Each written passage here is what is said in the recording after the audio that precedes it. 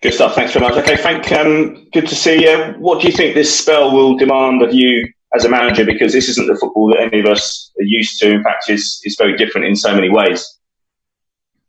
I think there are a lot of challenges. A lot of them I think we've already encountered in the short period to try and get the players fit for these games. They're off for a long time. We've had to try and guard against injury whilst getting as fit as we can, and I think we'll see that in the early games. Probably for everyone, we're all in the same situation with that one. And then, just making the players as aware as I can of the challenges that are coming up and the things that look different. But there are things that are different, but one thing that pretty much remains the same is the players on the pitch realising what's at stake in these games and performing to the best of their abilities to try and win for Chelsea. So that's the focus, and we'll try and take that into every game. You've acted very swiftly in the transfer market. You've obviously been thinking about it over the intervening months of the enforced break. Do you believe Timo Werner is one of those players who will lift you slightly closer to the top two next season, even challenge properly? Well, I think he's clearly a player that we liked. I've certainly followed him for a long time myself individually, just as a talented player, even before I had this job. But as a club, clearly we went for him, and he certainly will strengthen us, in my opinion. Got huge talent, has had a fantastic season this year, but before that as well. Where we probably couldn't do as much business in the last couple of windows, for whatever reasons, it's given us a chance to see some youth have more time in the team. But we were very clear about we want to improve, and Timo Werner we feel was a signing that would improve us. I'm certainly very excited to have him playing for Chelsea. And we look forward to having him. We've obviously got games to encounter now to try and finish this season well, but we do look forward to having him for next season. Did it feel like a coup for Chelsea to get him? Because it looked for quite a while as if he was going to Liverpool. I mean, what were the dynamics? What changed to get him to your club? I don't know. That's probably a better question to ask Timo himself than myself. We worked as hard as we could. I had good conversations with him personally, where I think he hopefully understands what I want to do here with the club, how we work, how we play. Hopefully, it seemed like it came across as a really exciting project for him, because he obviously had some very, very good options. So we're happy with that, and it was very joined up from our end how we went about it, and we're just pleased that Timo's decided to come to us. What did you make of the first two games on Wednesday night, obviously at Villa and at Manchester City? And more specifically, what did you make of the GDS decision? Was it a case for the VAR and maybe even the referee to intervene on that? Is that what you'd expected? Yeah, I would have done. And I feel for Sheffield United and Chris Wilder, because their emotions rightly would have been running very high because of what is at stake in these moments. And I also have sympathy for the referee on the pitch. It's something that I think we all pretty much take for granted, that it works. And it's worked thousands of times, as we've all been told since. So I think it was a difficult situation. Clearly, in the future, I think we have to make sure that VAR is across it and makes doubly sure. It's one of the reasons that VAR is there, to back up decisions. We thought this one was clear cut, and now we realise that it isn't. So I certainly feel sorry for Sheffield United. In terms of the games, I really enjoyed it. It was great to have football back. Great viewing for us all. We've all missed it. All quality teams playing, and we've got more to come. You keen to bring Ben Chilwell in from Leicester? It'll be difficult to get him out of there, won't he? He's playing well, and they're in the Champions League places. Yeah, I'm not even going to speak about Ben Chilwell or any other players. Out of respect, we're focusing on our games this weekend. Every other Premier League team is doing the same, so I won't get involved in any talk about future ifs or buts. December was a very public reunion between you and JT. This weekend, more of a private one, I guess. Yeah, always good to see him. We've had a couple of messages not relating to the game. We're always in touch with each other, but always good to go up against JT. Huge respect for him, obviously, from our career together, and the fact that we're friends, and obviously Dean Smith as well. So we're friendly, but we both have big things at stake in this game. So I'm looking forward to it. I was going to say, with no battle for the title, that's Liverpool's. The battle for top four and the relegation battle is what's going to consume everybody in the next 6 weeks. Yeah, certainly will. There's a lot of work to be done. We know there's a lot of competition for the top four places. So we're in that battle, and we're very honest about it. As these games, we need to be at our best to try and amass enough points to get us there. And of course, the relegation battle is similar. There are quite a few teams that will still feel they're involved. So yeah, this is the Premier League. There's always this kind of jeopardy, and it's about how we focus on our job in hand. You played a lot of tournament football in your career. A lot of people say in the next 6 weeks, the end of the season, is like a mini tournament. It's like tournament football because you're playing so many games in a short space of time. Is that how you kind of see it? Yeah, I get it. I get that thought process. It is very unique in the tournaments.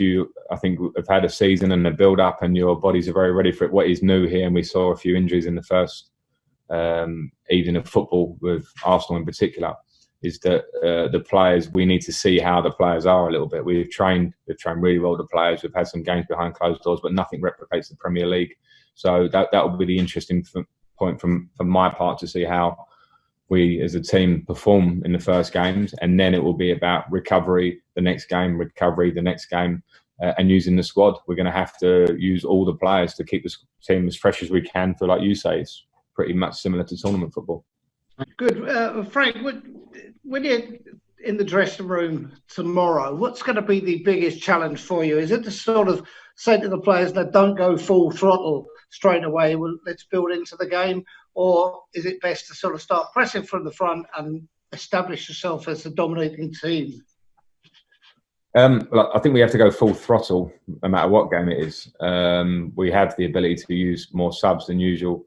Never think we can approach a game without the idea of being full throttle. That doesn't mean press from the front and all that stuff. I mean full throttle as in give the game everything it can do. Whatever our game plan is, we'll have to try and be at our best. As I sort of mentioned before, it won't be easy because of the circumstances, but all teams are in pretty similar situations with that. So I just expect us to be ready and to be focused. And we know how much is at stake with these points, so we have to start well. I doubt if any of the players have played in this sort of environment at all before. What do you think is going to be the main problem for them to adjust to an empty stadium? Yeah, possibly. I think we all feed off atmosphere inside packed stadiums. It's the beauty of the Premier League, the home support, the tribalism, what it does to you in terms of adrenaline and how that makes the game run. But we have to inject that in ourselves. You know, that's something that the players individually and collectively as a team have to be, I think, a bit selfish about it. Want to perform at your highest level, no matter that there isn't a crowd, because there's certainly a huge crowd at home watching, the sort of people that have been watching this all over the world with how desperate we are for football to be back. The players will understand that and will want to perform as well as they can. Have you been watching any of the German football, the Bundesliga, and have you been surprised by the results, especially those that affected the home teams? Yeah, I mean, interested in it. I think we're all looking for a change of what the lack of fans in the stadium will bring, and it seems to have been pretty strong change in Germany. But I wouldn't jump the gun. I think the Premier League has its own attributes, and we'll have to see how they're affected by having no crowds, and then we'll see as we go along. And we've seen an incident this morning down at Bournemouth where Eddie Howe has told Ryan Fraser that he's played his last game for the club because he's indicated that he's out of contract and probably would rather favour not playing so that it makes sure he might not get injured or anything like that before the end of the season. Can you understand that with players rather preferring to take a back seat, not finish the season with the club because their contracts are running out? Yeah, I would have sympathy individually with the player to make the decision they see as right and for their own needs. As a club, obviously, if we're trying to extend players to stay with us for that period, we want them to stay. So we have, it's well documented a couple of those conversations that are ongoing. We have until next week to find the solution, hopefully, because it would be great for us, obviously, to finish with the squad that we started this campaign with, and with the quality players that we're talking about. So, Frank, you mentioned you've spoken to Timo a lot. Did you speak to him straight after he signed? And if so, what did you say to him? Tell me about that conversation. Well, yeah, I did speak to him, and he was excited, which is great. I'm certainly excited to have him here, and we obviously have to hold our breath slightly because we have business at hand, and so does he at the moment, finishing their league. But yeah, I've spoken to him, and as I say, he's the type of player and type of profile we're looking at. Players that can really come here and have a big impact, hopefully. We'll have to give him a bit of time and adapt him. We know the Premier League is a slightly different animal to all other leagues in world football. But the talent I think Timo has, and the work ethic and his personality and humility actually really shone through for me when speaking to him. So I'm very excited to have him in all senses.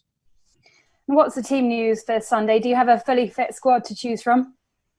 And we have a couple of issues. We've got Fikayo Tomori has got a muscle injury, probably from the stresses of trying to get fit quickly. We've had to try and go against that. But with Fikayo, he has an injury that should probably keep him out for the next 10 days or so. And with Callum Hudson-Odoi, he had a small injury earlier on in the training process, and he's not match fit, albeit he's physically fit now. And are you pleased with what you've seen in the friendlies, and have those games helped the players adapt to playing in an empty stadium? I hope so. It's been a good process, obviously, to do that, because the players will have to get used to that and get used to it very quickly. I'm pleased with some things I've seen, but the real judgment will come on Sunday and onwards, and when it really matters. So we have to be ready. And would you say Aston Villa have a small advantage going into the game, given the fact that they've already played a game at Villa Park behind closed doors since the restart? Maybe. I think you could look at it that way. They've sampled the change in atmosphere and the things that come with that behind the scenes almost as well, the protocol for match day. And maybe they've had a game at a level for their fitness. You know, they had 4 days between games to recover. So maybe there's that, but I don't want to lean on that too much going into the game. You can read too much into those sort of things. Sometimes it's whoever performs on the day. Ruben Loftus-Cheek, is he looking fully fit? And will you have to manage him a little bit carefully through this period after so long out? Yeah. He is looking fit. He's taken part in our training games. He's worked really hard, Ruben, to get back. It's a very difficult injury he had, and we really missed him this season. So he's got himself into a position where he's fit. Obviously, we haven't had enough matches really for him. So he will have to be managed, definitely, in terms of the minutes he plays, to not overstrain him. But he's looking good going into this game.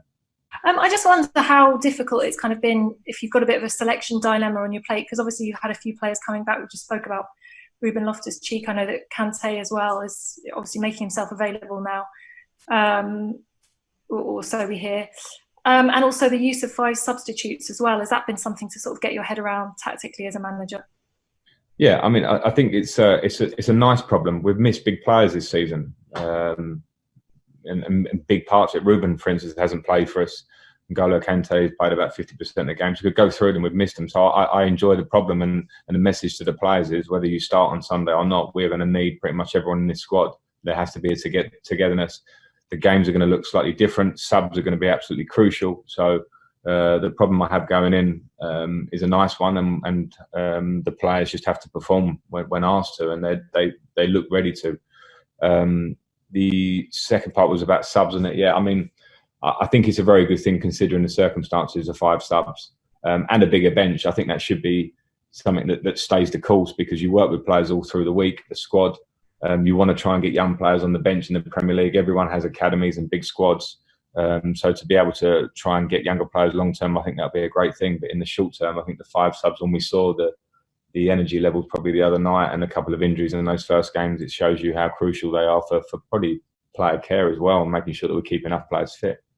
Thinking about the goal line technology situation, it's almost 10 years since your goal that never was against Germany.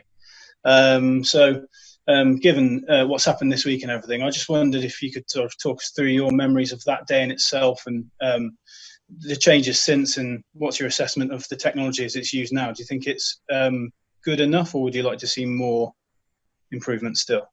Well, I've certainly pretty much got over 10 years ago in a way. I mean, it's a long time gone, and I remember the feeling at the time. It was a difficult moment in game, and that's why I probably have a bit of sympathy for Michael Oliver and the referees the other day, because it isn't easy. Things happen very quickly.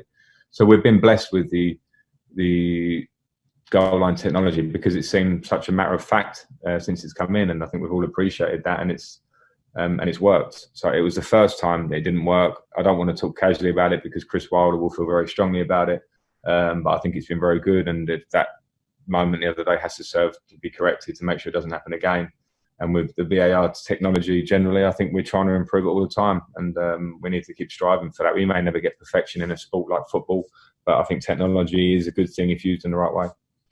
Have you spoken to Tammy at all this week, following the arrival of Timo, and kind of what his arrival will mean for him, and what are your plans for the pair of them moving forward next season? Yeah, I've spoken to Tammy before about the idea of competition, and I don't feel the need to have to address every player if a player comes in that might contest a position at a club like Chelsea, because that's what it's about. It's been about that in its most successful years in recent years, when we've been successful clubs in the Roman Abramovich era mainly. And Tammy obviously had a very good season for us this season. Has to sustain and improve on that, because at Chelsea we have demands. So no, I'm happy to have options, and we have options in forward areas, and we must have competition for places. So I'm pleased with the idea of that.